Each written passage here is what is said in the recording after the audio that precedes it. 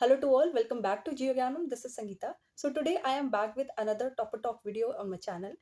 So I have Miss Purva Pandey with me, who has secured 65 rank in UPSC Combined Geoscientist examination.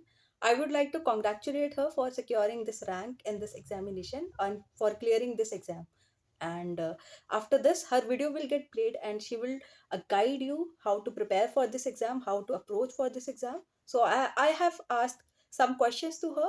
She will answer one by one to all of them. I would like to tell you that be patient while listening all of them because they are really helpful for your preparation in the coming year or for this time. So thank you so much. Hello everyone, this is Purva Pandey, and I secured All India Rank 65 in Combined Geoscientist Examination 2022. And I'm from Devri Block in Sagar district, Madhya Pradesh, from where I have done my high schooling. Then came to Sagar for my graduation. I graduated from Dr. Hari Singh Gaur Vishyavidhyalaya with a subject combination chemistry, maths, geology. And recently I have completed my MTech from the same university. And after declaration of results, so many students asked me several questions. So I'll discuss one by one. So the first question is कि geology कैसे लिया? तो मेरे chemistry teachers थे मे in 12th class. He suggested me to take geology. और मुझे बचपन से ही नेचर के पास रहना बहुत पसंद था, तो मैंने जियोलॉजी लिया. So it was a tough decision उस टाइम में. 2016 में मैंने बीएससी ज्वाइन किया था. तो 2016 टू 2019 मेरा बीएससी रहा, एंड 2019 टू 22 मेरा एमटेक रहा. तो उस टाइम में एक बीएससी के टाइम में जियोलॉजी लेना, मतलब उस टाइम में एक जो बिगनर होता है उसके लिए जियोलॉजी बहुत टफ होता है. तो जियोलॉजी के बारे में उतना आइडिया नहीं होता, मुझे भी आइडिया नहीं था जब मैं बीएससी में थी.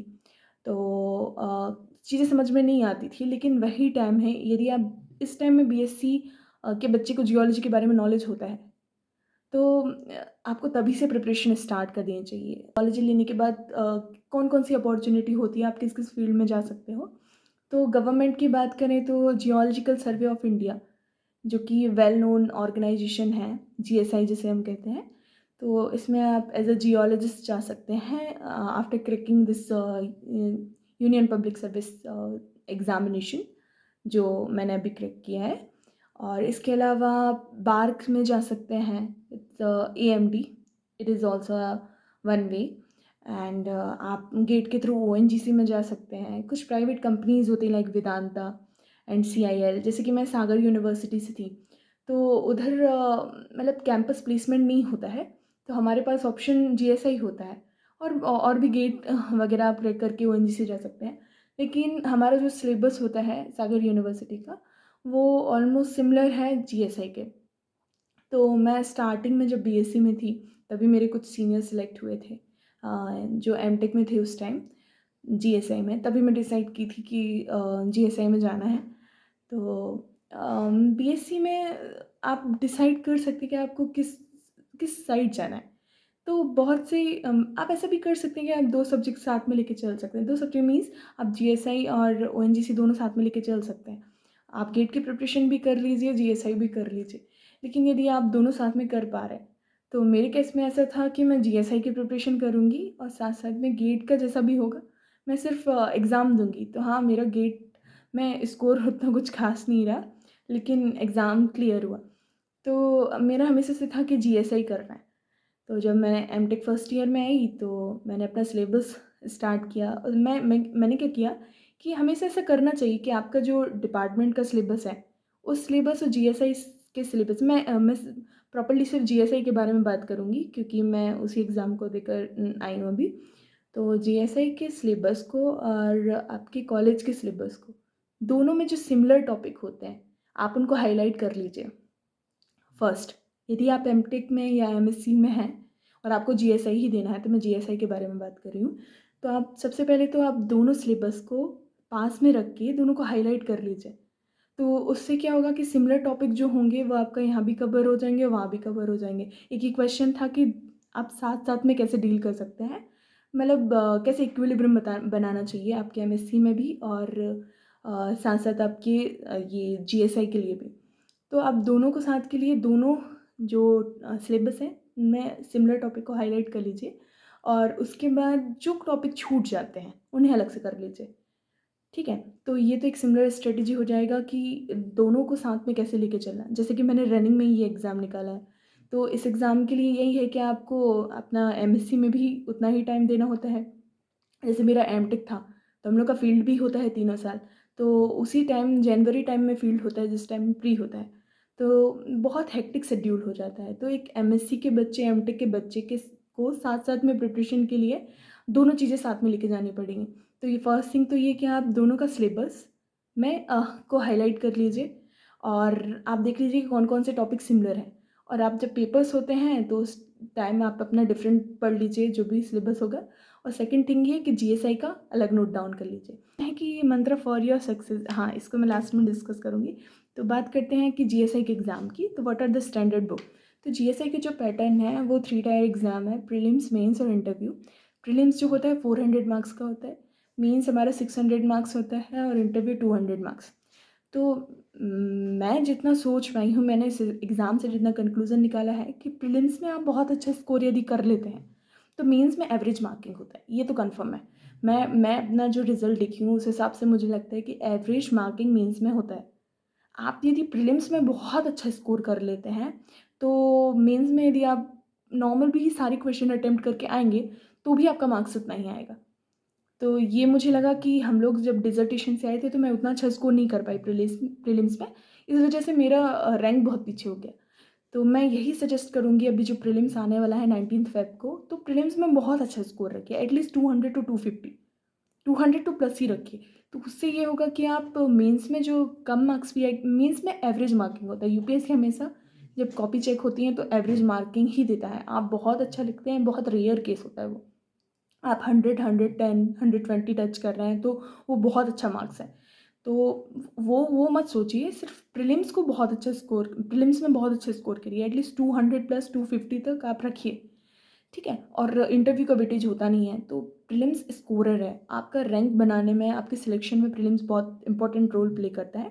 तो रही प्रीलिम्स की बात, तो प्रीलिम्स 400 मार्क्स का होगा आपका, 100 का जीएस पेपर और 300 का जियोलॉजी। तो जीएस पेपर के लिए, हाँ, जीएस पेपर के लिए आप फर्स्ट टू 8 टू 10th का साइंस एनसीईआरटी, मैं अपनी स्ट्रेटेजी बता रही हूँ जो मैंने पढ़ी थी, it's 8 to 10th NCERT. And फिर इसमें यदि आपके पास बहुत टाइम है, मैं आगे के बच्चों के लिए बोल रही हूँ, यदि बहुत टाइम है एस्पिरेंट के लिए, तो आप 8 टू 10th हिस्ट्री, ज्योग्राफी सब पढ़ सकते हैं, लेकिन इतना टाइम नहीं होता है। तो तरुण गोयल एक बुक होती है जो जिसमें मैंने तरुण गोयल पढ़ी थी बुक, वो एनसीईआरटी का कंक्लूज़न होती है ओवरऑल। तो आप तरुण गोयल प्रेफ़र कर सकते हैं या लूसेंट भी प्रेफ़र कर सकते हैं। मैंने तरुण गोयल प्रेफ़र की थी।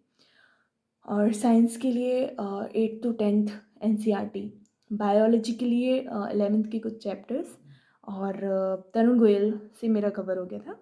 शंकर आईएएस मैंने पढ़ा था इकोलॉजी के लिए, it's very important, Shankar IAS आप पढ़िए इकोलॉजी के लिए और एनवायरनमेंट जियोलॉजी के लिए, वो दोनों के लिए हेल्पफुल होगा, ठीक है?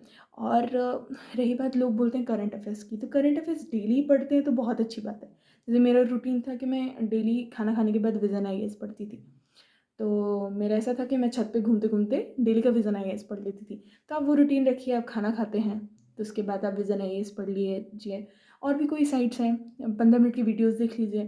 तो मेरा रूटीन था, कोविड टाइम चल रहा था उस टाइम, तो करंट अफ़ेयर पढ़ना है, तो एक करंट अफ़ेयर आप उसको डेली टाइम दीजिए, तो आपको लास्ट में लोड नहीं पड़ेगा। शंकर आईएएस आप पूरा कंप्लीट करिए, बहुत नॉर्मल चैप्टर है और लाइन टू लाइन आता है क्वेश्चन। और 8 टू 10th का एनसीईआरटी कंप्लीट कर लीजिए और हिस्ट्री, ज्योग्राफी आपका तरुण गोयल से हो जाएगा। तो ये कुछ-कुछ टॉपिक्स जीएस के लिए मैं बता रही हूँ। बायोलॉजी 11th-12th के लास्ट चैप्टर्स कुछ वो इम्पोर्टेंट हैं। तो ये रहा जीएस का। और रही प्रीलिम्स और मेंस की बात, तो प्रीलिम्स के लिए मैं कुछ बुक्स हैं, जैसे कि अर्थ मटेरियल आप पूरा कवर करिए। अर्थ मटेरियल बहुत इंपॉर्टेंट है प्रीलिम्स के लिए। और लास्ट टाइम में तो आप रिवीजन करिए, मतलब प्रीलिम्स के लिए अर्थ मटेरियल से फास्ट। और भांगर महापात्रा, ये बहुत इंपॉर्टेंट बुक है। भांगर महापात्रा हम बीएससी में ही पढ़ लेते हैं, लेकिन लास्ट टाइम रिवीजन के लिए बहुत ज़रूरी है। परवीन सिंह भी आप पढ़ सकते हैं। तो फर्स्ट आता है, जैसे ब्रांच फिजिकल जियोलॉजी की बात करूँ तो के सिद्धार्था मैंने पढ़ा। के Siddhartha is very much useful. आप के सिद्धार्था पढ़ते हैं या सबिन सिंह पढ़ सकते हैं, दोनों से। आप इसे नोट्स भी बनाइए के सिद्धार्था से प्रीलिम्स के लिए। प्रीलिम्स के लिए आप पढ़िए और नोट्स भी बनाते जाइए मेंस के लिए, ठीक है। फिर स्ट्रक्चरल जियोलॉजी, तो बेसिक बुक फर्स्ट तो बिलिंग्स पढ़ लिया। बिलिंग्स बहुत इंपॉर्टेंट है। और उसके अलावा पार्क और एस के घोष से कुछ चैप्टर्स हैं लाइक फोल्ड फॉल्ट्स, तो वो चैप्टर्स पढ़िए। और ए के रॉय, असित के रॉय एक बुक है जिससे आप मैप्स, ये सब आउटक्रॉप्स, ये सब चीज़ें पढ़ सकते हैं। फिर आते हैं हम मिनरोलॉजी पे। ये सब मैं प्रीलिम्स के लिए बता रही हूँ। फिर आते हैं मिनरोलॉजी पे, तो डेक्स्टर पर्किंस, ये आपको कंप्लीट करना है। देन अलेक्जेंडर सर, हम लोगों के यहाँ एक बुक चलती है अलेक्जेंडर सर की, तो वो बुक मैंने पढ़ी थी। एंड बाबू एंड सिन्हा या नेसे, नेसे से आप पढ़ सकते हैं पूरा ऑप्टिकल जियोलॉजी आ जाएगा आपका, मिनरोलॉजी। और बाबू एंड सिन्हा करके जो बुक है आप उसे भी प्रेफर कर सकते हैं। बहुत पतली सी बुक है, 70 पेजेस की, तो वो बहुत इंपॉर्टेंट है। फिर आता है इग्नियस पेट्रोलॉजी, तो इग्नियस पेट्रोलॉजी के लिए विंटर आपको पढ़ना है। फिर उसके बाद कुछ टर्नरी सिस्टम आपको नहीं मिलेंगे तो आप एम के बोस प्रेफर कर लीजिए। फिर कुछ कुछ टेक्सचर स्ट्रक्चर क्यूलिंग यूनिवर्सिटी से पढ़ लीजिए, तो वो घूमते फिरते भी आप खाना खा के भी पढ़ेंगे तो वो कवर हो जाता है, तो वो प्रीलिम्स के लिए ठीक है। देन आती है बात मेटामॉर्फिक की। मेटामॉर्फिक में विंटर आपको पढ़ना है। और स्वयं के नोट्स जो हम लोगों के यहाँ प्रेफर होते हैं, स्वयं यदि आप ले सकते हैं, कोर्स होता है, मुक कोर्स होता है, तो स्वयं के नोट्स बहुत अच्छे हैं। स्वयं आप प्रेफर कर सकते हैं। रामन शर्मा आप प्रेफर कर सकते हैं बुक जो है। और विंटर तो है ही, तो विंटर आपको पढ़ना है। फिर आ जाता है सेडिमेंट्री। सेडिमेंट्री के लिए गैरी निकोल तो मैंने पूरा पढ़ा था। और उसके अलावा सैमबॉक्स की 8 चैप्टर, स्टार्टिंग 8 चैप्टर, तो वो बहुत इंपॉर्टेंट है। देन पैलेंटोलॉजी, उसके लिए तो अमलदास से जीएसआई का पूरा सिलेबस कवर होता है। और माइक्रोपेल, तो पी के कटहल सर की बुक माइक्रोपेल के लिए पढ़ी थी। फिर आती है बात इकोनॉमिक जियोलॉजी की, तो इकोनॉमिक जियोलॉजी के लिए इंडियन मिनरल डिपॉजिट के लिए देवेंद्र सरकार करके जो बुक है, तो उससे आपका कंप्लीट हो जाता है। फिर पॉल पॉल करके जो बुक है, वो उससे आपकी जो starting magmatic deposit, sedimentary deposit, ये सारे कवर हो जाएंगे। आप लॉरेंस रॉब भी प्रेफर कर सकते हैं। दोनों में से किसी से भी आप पढ़ के नोट्स बना सकते हैं। फिर कोल मतलब फ्यूल जियोलॉजी के लिए डॉक्टर चंद्रा करके बुक है, कोल एंड पेट्रोलियम के लिए, दैट इज़ मच यूजफुल, तो आप कोल एंड पेट्रोलियम प्रेफर कर सकते हैं। फिर आती है हाइड्रोजियोलॉजी, तो हाइड्रोजियोलॉजी के लिए सागर के नोट्स बहुत फेमस है, मैं अवेलेबल करा दूँगी। तो वो हाइड्रोजियोलॉजी के नोट्स मेनली, वो जो नोट्स होते हैं वो टॉट से ही होते हैं, तो हम लोग के लिए उसी से हो गया था। रिमोट सेंसिंग तो आईआईएससी बेंगलोर और पीके गुहा सर की जो बुक है वो इम्पॉर्टेंट है। जियोडायनेमिक्स के लिए विंटर और वाइट वाइट करके जो बुक है। और एक्सप्लोरेशन के लिए सागर के नोट्स जो हम लोगों ने वही प्रेफर किए थे जो हमारे गुप्ता सर पढ़ाते हैं। इंजीनियरिंग जियोलॉजी सुबिनॉय करके एक किताब है, उससे जीएसआई का सारा सिलेबस कवर हो जाता है। एंड स्ट्रेटिग्राफी के लिए रविंद्र कुमार, प्रीलिम्स के लिए रविंद्र कुमार से लाइन उठ के आते, तो मैं प्रीलिम्स के लिए तो रविंद्र कुमार ही प्रेफर करूँगी। और के एस वालदिया सर की बुक, यदि आप समझना चाहते हैं कैसे फॉर्मेशन हुआ है कैसे क्या, तो आप के एस वालदिया पढ़िए। और एनवायरमेंट जियोलॉजी के लिए शंकर आईएएस और के एस वालदिया सर। एनवायरमेंट जियोलॉजी की अलग किताब है के एस वालदिया, वो उसमें केसेस होते हैं, है ना, तो केसेस के लिए आप के एस वालदिया प्रेफर करिए, ठीक है। तो ये मैं प्रीलिम्स के लिए इसमें सारे नहीं, ये सारा सिलेबस प्रीलिम्स का नहीं है, लेकिन इसमें मोस्टली बुक्स मैं जो प्रीलिम्स के लिए बताई हूँ इसमें मेंस के लिए भी मैंने book. Another question is how to approach for GS general studies in exam. तो इसके लिए है कि आपको एटलीस्ट 10 मार्क्स रखना है ताकि आपका पेपर 2 चेक हो। तो उसके लिए आप यदि 20 क्वेश्चंस भी सही करते हैं तो एटलीस्ट 16 मार्क्स उसमें आएगा। तो आप यदि पेपर जब अटेम्प्ट करते हैं पेपर के टाइम में, तो सबसे बेस्ट क्वेश्चन का तरीका होगा कि आप 60 क्वेश्चंस राइट करिए, 60 to 70 क्वेश्चंस। तो 60 to 70 क्वेश्चन में 49, यदि आप 60 क्वेश्चन सही करते हैं तो 49 मार्क्स। और मानो 20 क्वेश्चन आप नेगेटिव भी करते हैं तो 5 मार्क्स नेगेटिव कर लीजिए तो 55। तो तो ये बेस्ट स्कोर है। तो आप कोशिश करिए कि नेगेटिव क्वेश्चंस ना अटेम्प्ट करें। जीएस के लिए 1 करेक्ट क्वेश्चन का 0.83 मार्क्स और नेगेटिव का 0.27 मार्क्स। ठीक है, तो कोशिश करिए कि क्वेश्चंस अच्छे अटेम्प्ट करें, जितने अच्छे अटेम्प्ट आप कर सकते हैं। आप नेगेटिव ना करिए, नेगेटिव का 0.27 मार्क्स होगा, लेकिन आप अच्छे से अच्छे क्वेश्चन अटेम्प्ट करिए, ताकि और सबसे अच्छा होगा कि आप 60 to 70 क्वेश्चन अटेम्प्ट करिए। यदि आप इसमें 10 या 20 क्वेश्चन गलत भी करते हैं तो आपका 5 नंबर ही नेगेटिव होगा। तो ये जनरल स्टडीज़ का, तो इसके लिए मैं बता चुकी हूँ, जैसे कि शंकर आईएएस और साइंस इकोलॉजी, ये कुछ बेस्ट पोर्शन होते हैं। तो आप साइंस इकोलॉजी कुछ अच्छा करके रखिए, ताकि ये क्वेश्चन नंबर गेन करने के लिए ठीक है।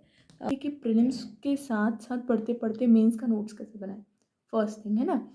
तो मैं ये बोलूँगी कि आप प्रीलिम्स के लिए जब पढ़ते हैं तो आप हाईलाइट करते जाते हैं किताब में।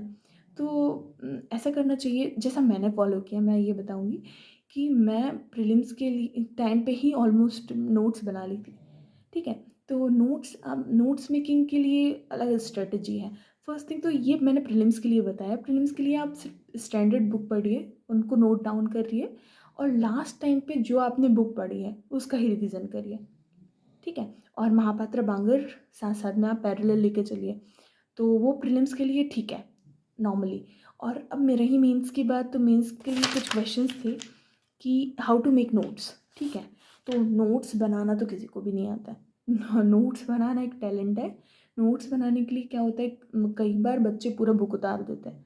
तो नोट्स कभी भी एक भी बार में परफेक्ट नहीं बनता। नोट्स बनाने के लिए आप ऐसा करिए कि नोट्स के लिए आप शॉर्ट नोट्स बनाइए, क्योंकि वहाँ एक लिमिटेड पेजेस होते हैं। 5 नंबर के लिए 1 पेज होगा, 10 नंबर के लिए 2 पेज होंगे, 15 के लिए 3 पेज होंगे। तो आपके पास पेज लिमिटेड है ना। तो आप विज़न आईएएस से कॉपी प्रिंट कराइए, तो हमेशा आपको एक रहेगा कि आपको इतने ही पेज में लिखना है ना। तो इतना ही मैटर होना चाहिए और वो मैटर बहुत अच्छा होना चाहिए। 5 में आपको एक डायग्राम बनाना ही है, 10 में आप 2 डायग्राम बनाइए, 15 में 3, और ऑलमोस्ट आप लेवलिंग करिए डायग्राम का। तो वो बहुत अच्छा शो करते हैं। नीचे आप लिखिए कि सिमेट्रिक फिगर ये क्या शो कर रहा है फिगर, है ना। तो वो आप हमेशा रखिए डायग्राम में। और उसमें आप मैटर जब आप नोट्स बनाते हैं तो क्वेश्चन में आप हमेशा एक इंट्रोडक्शन दीजिए, उसका मेन बॉडी रखिए और उसको उसको कंक्लूड कर दिए, बस इतना ही करना है आपको नोट्स के लिए। तो वो बहुत अच्छा रहेगा। आप जैसे भी नोट्स बनाएंगे तो एक वो आंसर भी रहेगा, उसमें एक डायग्राम भी रहेगा। तो ये आप तभी फॉलो करिए जब आप नोट्स बना रहे हैं। नोट्स नहीं बनेंगे एक टाइम में, मेरे से भी नहीं बने थे, लेकिन 2 बार में मैं सेकेंड ईयर में नोट्स थोड़ा थोड़ा बनाना सीख गई थी, है ना। तो फर्स्ट ईयर के नोट्स से जब मैंने देखा तो सेकेंड ईयर के नोट्स में बहुत डिफरेंस आया।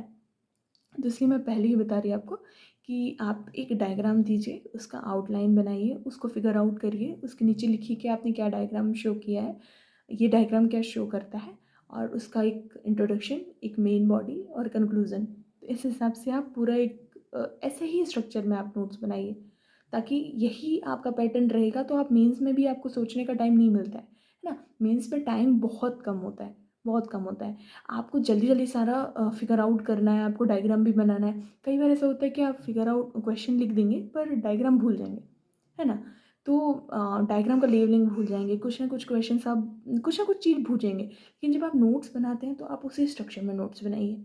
तो उससे क्या होगा कि आप जब मेंस टाइम में लिखने के लिए बैठेंगे तो कुछ भी चीज़ नहीं छूटेगी। आपको याद रहेगा कि मुझे इंट्रोडक्शन लिखना है, then main body, then conclusion, और फिर मुझे एक फिगर बनाना है जिसको लेवलिंग करना है। तो अपने आप आपका, हाँ, अपने आप में हाथ चलेगा आपका। तो वो हमेशा आपको प्रैक्टिस करनी है जब आप नोट्स बनाते हैं। ठीक है, तो नोट्स बनाते बनाते ही ऑलमोस्ट प्रैक्टिस हो जाती है, क्योंकि मीन्स के टाइम इतना टाइम ही नहीं रहता है कि आप प्रैक्टिस कर पाएँ। तो फर्स्ट थिंग तो ये कि आप पढ़ते पढ़ते नोट्स बना लीजिए। कई बार लोगों का होता है कि वो पढ़ते पढ़ते नोट्स बना लेते हैं, तो वो सबसे अच्छा है। लेकिन कई बार ऐसा होता है, जैसे मैं उस केस में हूँ कि मैं पढ़ते पढ़ते नोट्स नहीं बना पाती। तो मैं टॉपिक को पढ़ के फिर मुझे लगेगा कि इस किताब से सफिशिएंट नहीं है, तो मैं दूसरा बुक प्रेफर करूँगी, फिर दोनों से कंबाइन करके एक अच्छा सा नोट्स बनाऊँगी। ठीक है, तो वो नोट्स को फिर मैं लास्ट टाइम में पढ़ती थी। और आपको ये करना है कि आपको नोट्स ऐसा बनाना है कि आप उस पे विश्वास कर सकें, है ना। आपके नोट्स में सब होना चाहिए। आप अपने नोट्स में स्पेस दे के रखिए, ताकि आप लास्ट में कुछ ऐड कर सकें। क्योंकि कई बार ऐसा होता है कि आप आप एक पेज के लिए हमेशा याद रखिए कि आप 5 नंबर का, यदि आपको लगता है ये क्वेश्चन सपोज़ ड्यून्स आता है, तो आपको पता है कि ड्यून्स में क्या-क्या लिखना है ना? तो ये 5 नंबर का क्वेश्चन बनता है, 10 का भी बन सकता है। तो आप हमेशा क्वेश्चन में जब आप नोट्स बनाते हैं, तो लास्ट में कुछ पैरा छोड़िए, ताकि आप उसको एडिट कर सकें, है ना? और हमेशा रखिए यदि कोई ये क्वेश्चन 10 नंबर में भी आता है, तो आप उसे कैसे लिखेंगे, है ना? तो उस हिसाब से हमेशा अपने माइंड को तैयार रखिए कि ये क्वेश्चन यदि 10 नंबर में आता है, तो मैं कैसे लिखूँगा या लिखूँगी। तो ये आप अपने माइंड में रखिए। तो नोट्स बनाते समय हमेशा 10 नंबर वाले क्वेश्चन में भी आपको याद रखना है कि आपको 2 डायग्राम लगाने हैं। मैं मिनिमम 2 डायग्राम बोलती हूँ, यदि आपको ड्यून्स आता है तो आपको ऑलमोस्ट सबके डायग्राम लगाने हैं टाइप्स ऑफ ड्यून में। एक फ्लो चार्ट बनाना है, तो ये हमेशा इम्प्रेसिव होता है, लाइक फ्लो चार्ट बनाना। तो ये सब चीज़ें आप करिए अपने क्वेश्चंस में, है ना? तो फिर इसके बाद एक क्वेश्चन है कि what should be the structure and format of writing, ये मैं डिस्कस कर चुकी हूँ। ठीक है, तो the revision strategy before examination. ठीक है, लास्ट टाइम में क्या होता है कि जैसे प्रीलिम्स के टाइम में आपने जो भी पढ़ा है, जो भी बुक प्रेफर की है, आप उसको उसको ही प्रेफर करिए। कोई भी नया मटेरियल आप लास्ट टाइम में मत पढ़िए, क्योंकि उससे क्या होता है, माइंड में स्ट्रेस होता है ना? तो आपने जो पढ़ा है स्टार्टिंग में, अब वही पढ़िए लास्ट टाइम में भी। जो बुक आपने लास्ट, ऐसा मत करिए कि आपने रविंद्र कुमार पढ़ा है और आप वॉल्यूम प्रेफर कर रहे हैं, है ना? सेम इसमें क्वेश्चन भी था, मैं डिस्कस करती हूँ कि स्ट्रेटिग्राफी के लिए कैसे करना चाहिए, मैं बताती हूँ। ठीक है, तो रिविजन स्ट्रेटजी तो हमेशा यही करिए जो आपने प्रेफर किया है। मीन्स के टाइम भी आपने जो नोट्स बनाए हैं, वो उस पर हमेशा विश्वास करिए। वो नोट्स एक तो अच्छे होना चाहिए, और उसमें सारा कंटेंट होना चाहिए, डायग्राम भी होना चाहिए, लेबलिंग भी होना चाहिए, ताकि आप उनको ही प्रेफर कर सकें। तो लास्ट टाइम में कुछ भी अलग मत पढ़िए, जो आपने पढ़ा है सिर्फ वही पढ़िए। देखिए देखिए मुझे जितना अपनी जर्नी से लगा कि इसमें सोर्सेज लिमिटेड होने चाहिए, सोर्सेज लिमिटेड, रिवीजन मल्टीपल होना चाहिए। ये हम क्या करते हैं कि मेंस के टाइम सोर्सेज इतने ज़्यादा कर देते हैं, हम वॉल्यूम भी खोल के रखते हैं, रविंद्र कुमार भी, वालदिया भी। तो उससे क्या होता है कि हम इतने सारे से नोट्स बना नहीं सकते, इतना सारा पढ़ नहीं सकते। तो हमें अपने सोर्सेज लिमिटेड रखने चाहिए। कंटेंट सब में ही एक होता है, सारी बुक्स में। आप हमेशा, जैसे स्ट्रेटिग्राफी का केस ले लीजिए, तो स्ट्रेटिग्राफी के लिए बहुत हमेशा कन्फ्यूजन होता है। तो हमेशा प्रेफर करिए कि जीएसआई जो वॉल्यूम 1 और 2 है, हमेशा उसका ही आप सक्सेशन याद करिए। हमेशा अपने नोट्स में उसका ही सक्सेशन याद करिए, बार बार उसका मल्टीपल रिवीजन करिए। तो वो सक्सेशन जो आपको याद रहेगा, वही आपके नोट्स में होगा, वही आप मेंस में लिख के आएंगे। लेकिन जो मैटर है, उसको हमेशा अलग से रखिए, है ना? वो आप रविंद्र कुमार भी प्रेफर कर सकते हैं, वालदिया भी प्रेफर कर सकते हैं। तो आपको हमेशा एक परफेक्ट नोट्स बनाना है। उतना वास्ट सिलेबस जितना दिखाई देता है, जब आप बनाएंगे तो उतना सिलेबस वास्ट नहीं होता है। सिमिलरली इकोनॉमिक जियोलॉजी में यदि डिस्ट्रीब्यूशन आता है, हमेशा आप इंडिया का मैप बनाइए।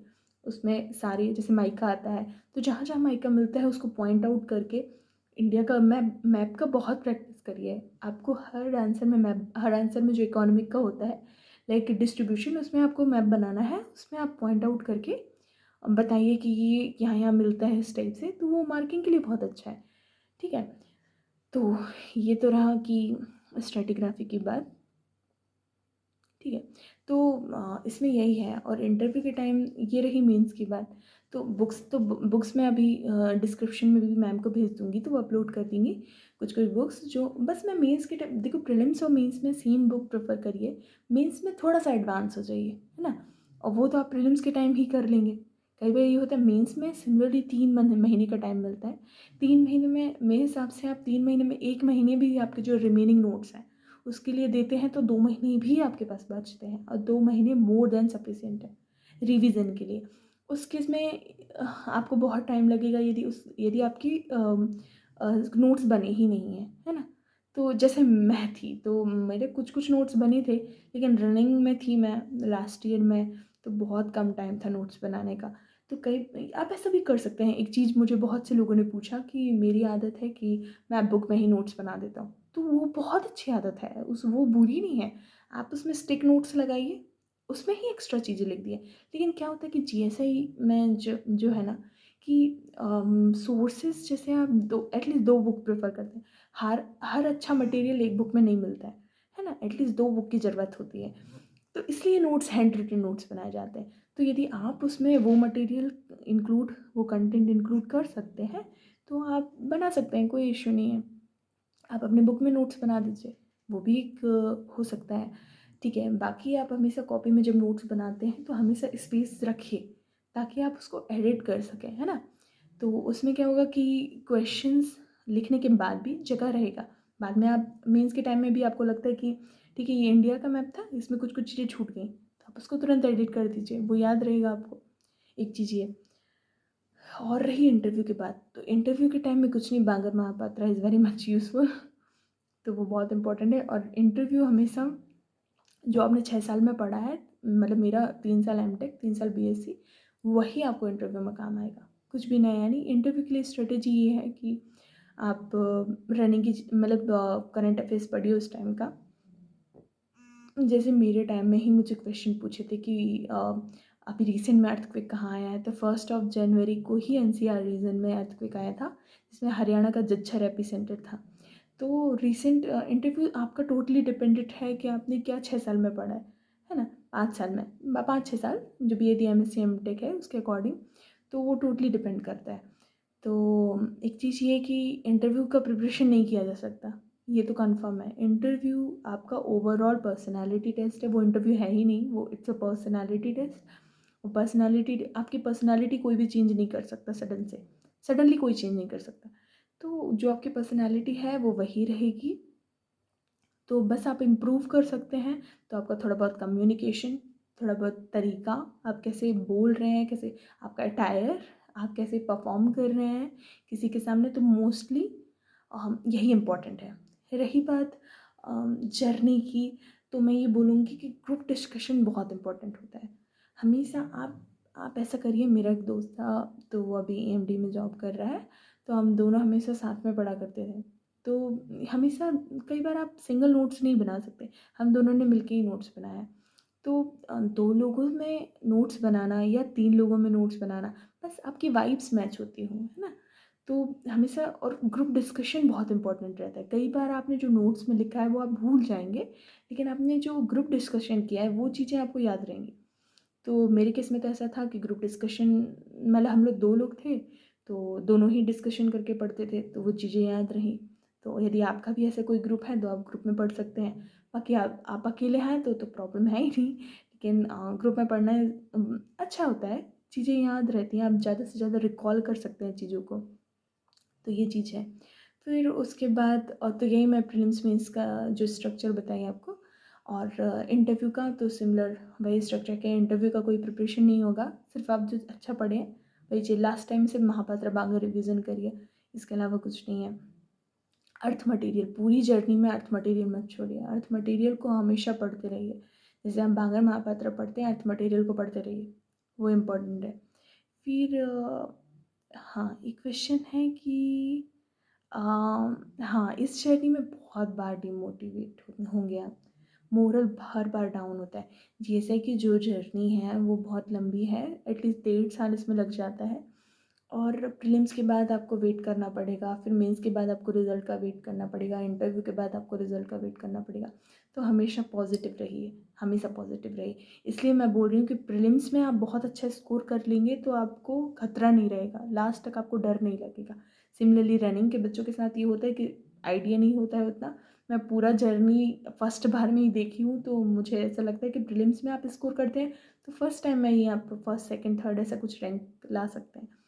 तो मेरा रैंक तो उतना अच्छा नहीं था, क्योंकि नहीं हो पाया फर्स्ट बार में, आइडिया नहीं था प्रीलिम्स का। लेकिन खुद की जर्नी से यही एनालाइज़ किया कि प्रीलिम्स में यदि आप अच्छा स्कोर करते हैं तो मेंस आपका कम भी होता है, तो कोई मतलब बैलेंस हो जाएगा, ठीक है? तो जर्नी में हमेशा अच्छे फ्रेंड्स बनाइए, तो फ्रेंड्स के साथ आप डिस्कस कर सकते हैं, तो उससे चीज़ें याद रहेंगी, ठीक है?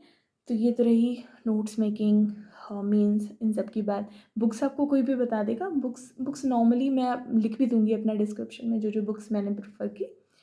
तो एक क्वेश्चन है, हु वाज़ योर इंस्पिरेशन? तो मैं बोलूँगी डॉक्टर कलाम।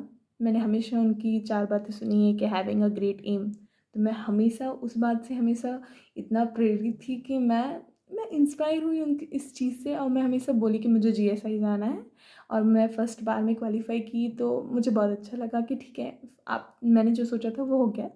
और एक्वायरिंग नॉलेज, देखो प्रीलिम्स, मेंस, इंटरव्यू, तीनों स्टेज में आप पढ़ते रहिए हमेशा। जीएसआई होने के बाद भी पढ़ते रहना चाहिए, बाकी तीनों स्टेज में तो पढ़ना ही चाहिए। एंड हार्ड वर्क करते रहिए, हार्डवर्क इज़ इम्पॉर्टेंट, परजर्वेंस वो भी इम्पॉर्टेंट है, ठीक है। और जिम रोन का एक सेंटेंस था कि we must all suffer one of the two things, the pain of discipline और पेन ऑफ रिग्रेट। तो यदि आप अभी पढ़ लेंगे तो आपको वो दर्द तो होगा, पढ़ने के टाइम भी दर्द होता है, लेकिन जो रिग्रेट का दर्द होगा ना वो उससे बहुत ज़्यादा होगा। तो कोशिश करिए कि आप एमएससी सेकंड ईयर या एमटेक थर्ड ईयर में हैं, तभी आपका एग्ज़ाम क्वालिफाई हो जाए। तो उसमें दर्द होता है, बहुत टाइम लगता है, बहुत हार्ड वर्क होगा, स्ट्रगल होगा, लेकिन वो ड्रॉप आउट करने से बहुत ज़्यादा अच्छा है ना? तो एक बार आपके हाथ में जॉब आएगा तो वो सब इक्वल हो जाता है। तो मैं तो यही बोलूँगी, ये सेंटेंस हमेशा अपने रूम में लिख के रखिए। और एक क्वेश्चन था कि टिप्स रिगार्डिंग प्रीलिम्स, जो मैं बता चुकी हूँ। हाँ, कैसे पढ़ना चाहिए? तो इसके लिए मैं बोलूँगी कि स्लॉट में पढ़ना चाहिए।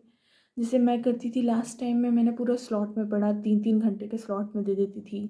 मॉर्निंग से 9 से 12, और फिर 12 से 1 का स्लॉट लेके फिर 1 to 3 वाला स्लॉट दे दिया, ठीक है। फिर 1 घंटे ब्रेक दिया, फिर स्लॉट दे दिया।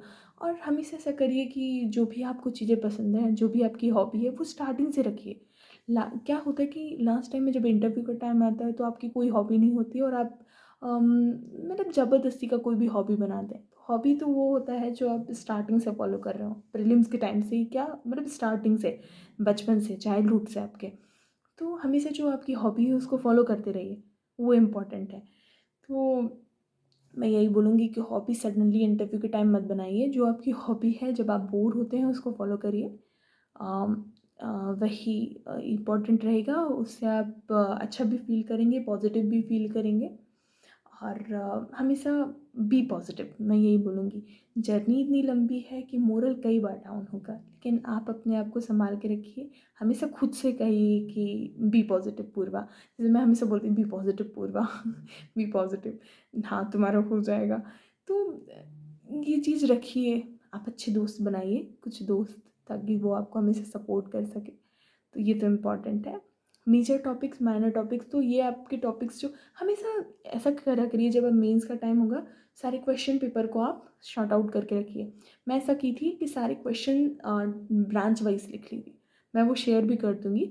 तो उसमें ये था कि स्ट्रक्चरल के सारे 3-4 साल के क्वेश्चन पेपर को छाँट लिया, और जब पढ़ते हैं तो वो लिस्ट निकाल ली कि हाँ ये वाला क्वेश्चन, सपोज़ ये फोर्थ चैप्टर पढ़ रहे हैं तो फोर्थ से ये क्वेश्चन आया, मानो सपोज़ ये आता है तो इसको कैसे लिखेंगे। तो ये हमेशा करिए, शॉर्ट आउट करके क्वेश्चंस रखिए। कि इकोनॉमिक आप पढ़ रहे हैं तो आपके पास 3-4 साल के इकोनॉमिक के पेपर्स होने चाहिए, है ना, क्वेश्चंस, कि हाँ ये क्वेश्चन इस चैप्टर से आया था, तो जब आप वो चैप्टर पढ़ते हैं तो देखिए उस चैप्टर से क्या क्वेश्चन बना, है ना। तो मैं ऐसे ही करती थी, यदि मैं फोल्ड पढ़ रही हूँ तो मेरे पास 4 साल के 3 साल के क्वेश्चन पेपर हैं, उसमें लिखा है कि ये फोल्ड आया, फोल्ड से ये क्वेश्चन आया, तो मैं उस टाइम याद कर लेती कि इसको कैसे लिखना है, और मेंस का नोट्स बनाते टाइम मैं हमेशा याद कर लेती ये क्वेश्चन आया था, है ना। तो वो क्वेश्चन मानो मैं लिख भी रही हूँ तो उसमें वो इंक्लूड कर लूँगी, है ना। तो ये एक तरीका है लिखने का, ठीक है। तो that is the only thing which I want to discuss. और क्या क्वेश्चंस थे? That is the only question, बस इतनी क्वेश्चन थे जो मैं डिस्कस करना चाहती थी। तो स्ट्रक्चर हम सबको पता है प्रीलिम्स मेंस इंटरव्यू का, बस कोशिश करते रहिए। मैंने अपनी पूरी जर्नी में फेस किया कि हार्ड टाइम आता है, और आप खुद को हमेशा बोलिए कि आप कर सकते हैं, बी पॉजिटिव। आपको खुद से अच्छा कोई भी नहीं समझता। तो मुझे लगता है कि पूरी जर्नी में आप मोटिवेटेड रहिए, और बस कोशिश करती रहिए, सबका एग्ज़ाम क्लियर होता है। और हमेशा डिसाइड करिए, सिर्फ जीएसआई के लिए तो हमेशा, यदि आप पहले से डिसाइड करते हैं तो वो बहुत अच्छा है। यदि आपका डिसाइडेड है कि आपको जीएसआई ही जाना है, तो उससे अच्छी, मतलब उससे ये रहेगा कि आपका लाइन फिक्स है। आप जीएस के लिए भी अच्छा टाइम दे पाएंगे, और जियोलॉजी के लिए भी। तो बस मैं वही बोलूँगी, and all the best everyone, thank you so much.